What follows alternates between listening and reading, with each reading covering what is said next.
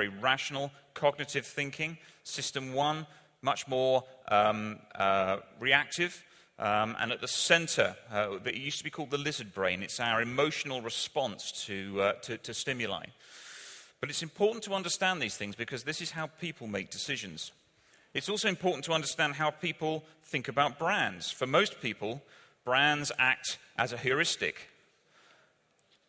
It acts as a neural pathway to recall and retrieve previous memories relevant to that particular ad. So it's important that we understand that. And at all points in the process, people are influenced by memory and attention salience. Brands need to act at both levels, reinforcing what positive memories people have. So it's very important that what brands understand they need to do still, and this has not changed in any way since ever, they need to build saliency, identify and enhance prominent cues so that the brand is retrieved. They need to form relationships and meet those functional and, most importantly, emotional needs across those occasions where the memories are created in the brain. And also, all things being equal, people must try and strive to get their brand to rank first. Imagine going to a supermarket. How many people spend hours and minutes choosing every single brand? People choose the brand that they know and they return to it. And you've got to make it easy in terms of actually distribution and pricing and making sure that there is availability for that brand. And these things have not changed in any way, shape or form. And actually, it's not just theory. If we look at memory saliency versus market share, we can see very high levels of correlation in the mobile phone area between volume market share and memory saliency. Very high levels of correlation. Look at the difference in the density of the brand neural network versus market share for Apple and LG. Very, very, very significant disparities. So we have to make sure that we have consistent creative cues, both across the ability to capture attention and also in creative amplification. And nowhere is it more important for creative amplification than the replication of those messaging and the building of that saliency across multiple platforms. And it's to that concept of consistent messaging across multiple platforms that I'm going to turn my attention now in terms of what is really driving most of the change that we see in the digital market. And it's that consistent cue that's driving convergence. And that's one of the most important things I want to talk about today. So, convergence is occurring across a number of fronts. TV and online. We see increasing requirements. The panel just now were talking about the fact that we need consistent metrics between TV and online. In a previous life, spent a lot of time producing GRP data across both TV and online. It's really important. People often overestimate how much incremental reach digital can add because of the coverage and penetration of television, but still very important to reinforce those people that see both. Behavioral and attitudinal. I'm going to come and talk about this in a moment. But looking at either behavioral data on its own or attitudinal or survey-based data on its own can often lead you to a false conclusion. Much, much better together, and we'll see that in a moment. And I think one of the most profound changes that we're seeing at the moment is that digital is forcing together media and advertising. If you think about the way that most brands will test their TV ad, they will test it against a raft of measures, usually highly brand-related. But think about what happens in terms of trading, particularly in the digital arena. It's usually around viewability, click-throughs, a lot of direct response mechanisms. Sample and registration data. Increasingly, we're seeing that registration data is being used as the primary source of data collection, but often needs calibration with smaller, high-quality sample-based data. Data integration. I think just about every company I ever talked to has a PhD, someone who has a PhD in in statistics. Our industry is replete with them. But integrating data is incredibly important, either at a respondent level, a person level, or more interestingly, I often think, at a person and a device level, so that we can deduplicate out the exposures. And I've worked in digital for a very long time. I originally worked at AOL for a very long time. Precision marketing has become an incredibly powerful force within our industry.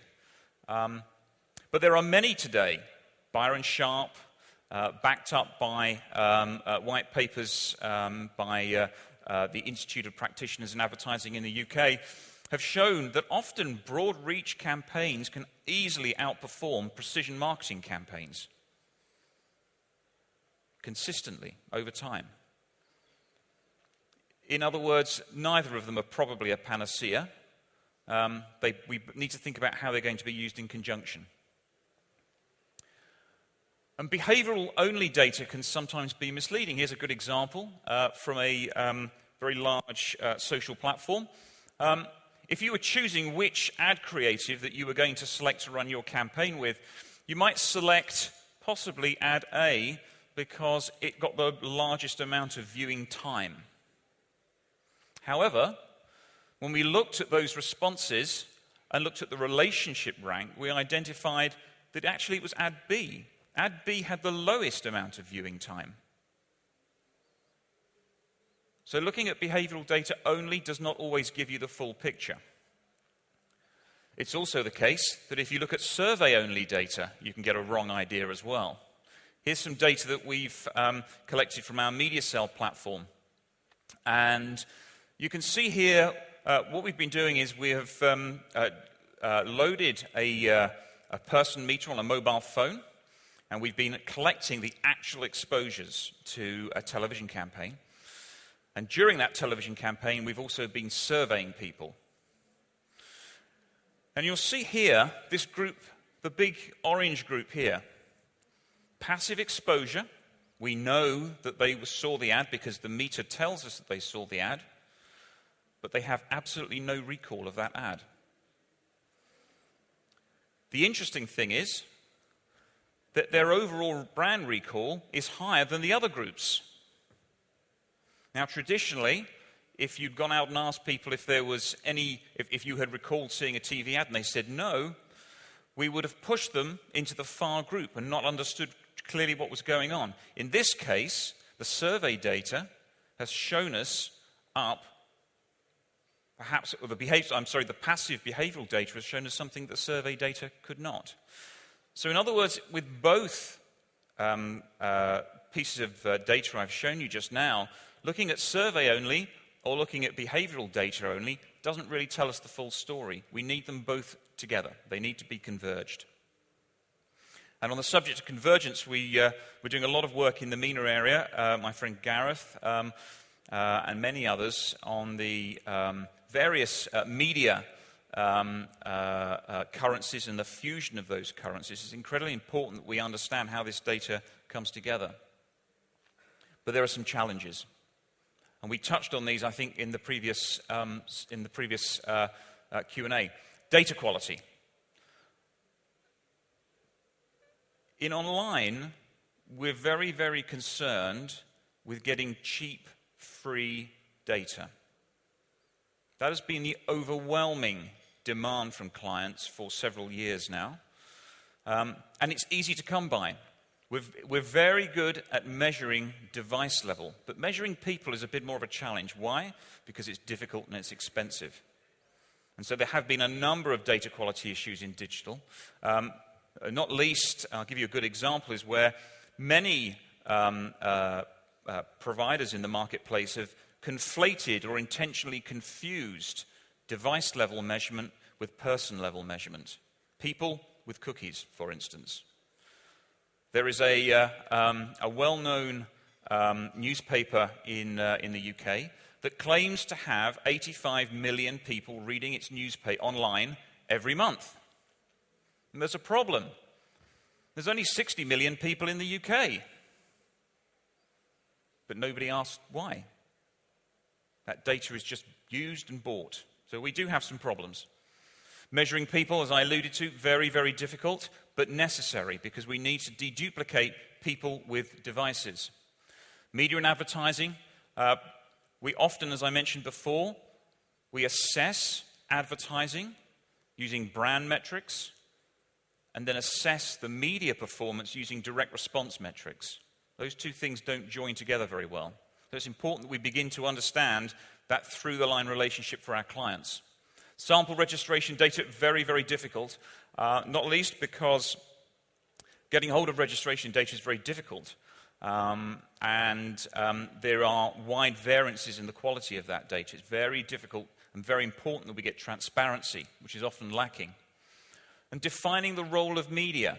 For many creative agencies, they're often given a brief from a media agency that is ill-distinct from its brand. And this is a constant refrain I hear from them. And it leads on to an issue around organizational convergence. I used to provide lots of TV and online data, looking at incremental reach. The problem was that the online campaign was being bought by the online team, but the online video and TV was being bought by the TV teams within the agency, which meant that there was no convergence of view. And putting that data together and making it usable for clients was incredibly important. So it's really important that we get a degree of organizational convergence. So what does the future look like? Well, I'm not going to give you chapter and verse, and I'm sure there are lots of people here who are going to provide who could think of lots of big things for the future. My 5 for you today are: online metrics migrate over to television. We heard a little bit earlier about the fact that measuring just demographics doesn't really seem to cut the mustard, as we say in the UK. But the truth is that if you want to compare TV and online, you have to use demographics right now, because actually television doesn't produce other metrics. The MRC in the US, I believe, has a plan to migrate viewability data into television. And as we see more and more use of smart TVs, etc., I'm sure we'll see an increase in the amount of behavioral data. So I think one of the big things we'll see over the next couple of years is this online metric migrating into TV, whereas in the last couple of years we've seen things going the other way with GRP data. I think we'll see the rise of programmatic, or maybe more accurately, addressable television. It's being tested in many markets at the moment, but going mainstream and becoming a currency, I think we're still some way away from. It's going to take a very long time. These industries will have to balance the need for robustness with the speed that programmatic data requires.